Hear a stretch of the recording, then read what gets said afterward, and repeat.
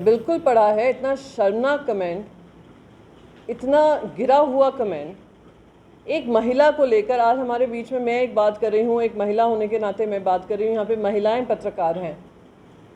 ये कह देना चलो अपना बैग पैक करो, घर पे काम करो, आप महिलाओं की बेइज्जती कर रहे हैं। ये सिर्फ सुप्रिया सुले जी की नहीं है, और सुप्रिया सुले जी मेंबर ऑफ पार्लियामेंट रह चुकी हैं, महाराष्ट्र की एक बुलंद आवाज़ है। और मैं तो उनको जेंडर के हिसाब से नहीं देख रही हूँ, एक बुलंदी की आवाज़ है केंद्र सरकार में, और केंद्र सरकार के खिलाफ बात करती हैं।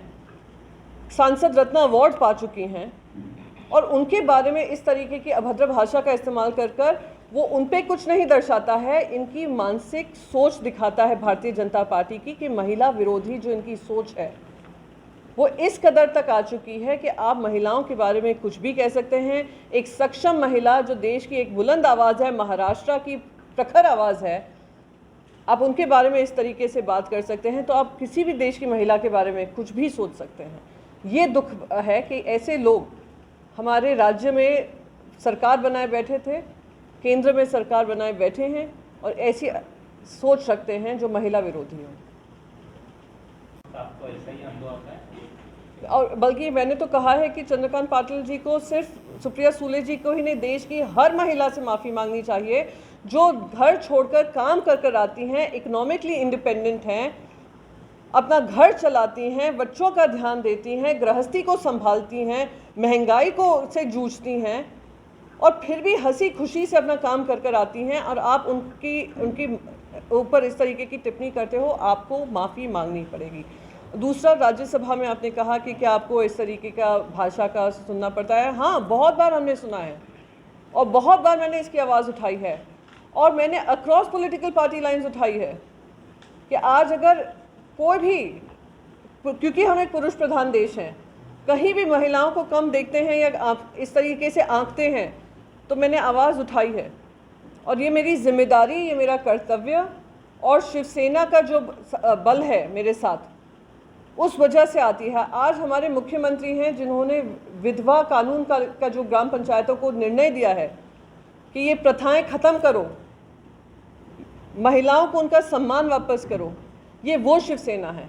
ये वो शिवसेना है जो जय भवानी पहले कहती है, जय शिवाजी बाद में कहती है, महिलाओं को आगे रखकर बात करती है। तो मैं हर महिला का मुद्दा उठाऊंगी, और कोई भी अगर बदतमीज़ी से मुझसे बात करता है तो उनको भी मैं सबक सिखाऊंगी, और सिर्फ मुझसे ही नहीं, कोई भी महिला देश की महिला के बारे में करेगा तो मैं आवाज़ अपनी बुलंदी से उठाऊंगी। वो सुली डील्स का आपने मैटर सुना होगा, बुल्ली बाई का देखा होगा, जैसे ऑनलाइन महिलाओं के बारे में टिप्पणियाँ होती थी, मैंने उसकी आवाज़ उठाई थी, लोग अरेस्ट हुए थे, और जो दिल्ली पुलिस काम नहीं कर पाए, मुंबई पुलिस ने 24 घंटे के अंदर अंदर कर दिखाया, और ऐसे लोगों को जो महिलाओं का सम्मान नहीं करते हैं उनको जेल में पहुंचाया।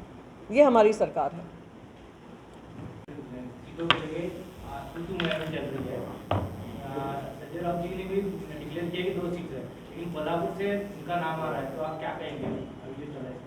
आज हम नॉमिनेशन, आज पेपर में भी बाकायदा आया है कि नॉमिनेशन फाइल होंगे, और जैसे मैंने कहा, मुख्यमंत्री साहब, हम एक ही वचन देकर काम कर रहे हैं। 30 साल से जो हमारे कर्मठ नेता रहे हैं और यहाँ पर काम कर रहे हैं, अगर उनको राज्यसभा में जाने का मौका मिलता है और वहाँ का महाराष्ट्र का पक्ष रखने को मिलता है, मैं मानती हूँ कि ये हमारे राज्य को और भी मजबूत करेगा, और शिवसेना को की जो आवाज़ है दिल्ली तक और अच्छी तरीके से लेकर जाएगा।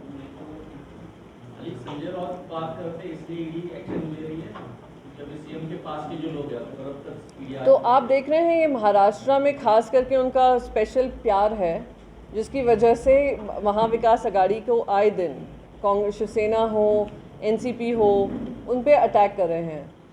आप वेस्ट बंगाल देख लीजिए, आप तमिलनाडु देख लीजिए, आप आंध्र प्रदेश देख लीजिए, आप तेलंगाना देख लीजिए, जहाँ जहाँ भारतीय जनता पार्टी का शासन नहीं है। महाराष्ट्र से इसलिए ज़्यादा प्यार है क्योंकि वो देश का फाइनेंशियल बैकबोन है। महाराष्ट्र से इसलिए ज़्यादा इनको लोभ है क्योंकि इन लोगों को ये महाराष्ट्र एक ज़रिया बन गया था अपनी केंद्र सरकार की राजनीति करने का। यहाँ से पैसे लेते थे, महाराष्ट्र को पैसे देते नहीं थे। अब महाराष्ट्र की सही सरकार आई है, महाराष्ट्र वासियों की आई है, महाराष्ट्र को आगे बढ़ाने की सरकार आई है, तो इनको चुभ रहा है और हम बिल्कुल प्रतिबद्ध हैं कि हम अब अपनी आवाज़ उठाते रहेंगे, जो इनके गलत काम है उसको उठाते रहेंगे। संजय राउत साहब जो हमारे सीनियर लीडर हैं, उन्होंने बाकायदा बगैर किसी भय से बात रखी है। किरीट सोमैया हो, देवेंद्र फडणवीस हो, प्रधानमंत्री नरेंद्र मोदी हो या अमित शाह जी हों, उनके साथ डट के लड़ाई लड़ी है, जिस वजह से सारे जो गैर कानूनी तरीके से केंद्रीय एजेंसीज़ हैं उसका इस्तेमाल किया जाता है, उसका सच आप लोगों के सबके सामने है। आज दुख इस बात का होता है कि कोई भी केंद्रीय एजेंसीज़ पे अब देश की जनता भरोसा नहीं कर सकती है, क्योंकि उनको भी राजकारण का एक हिस्सा बना लिया है।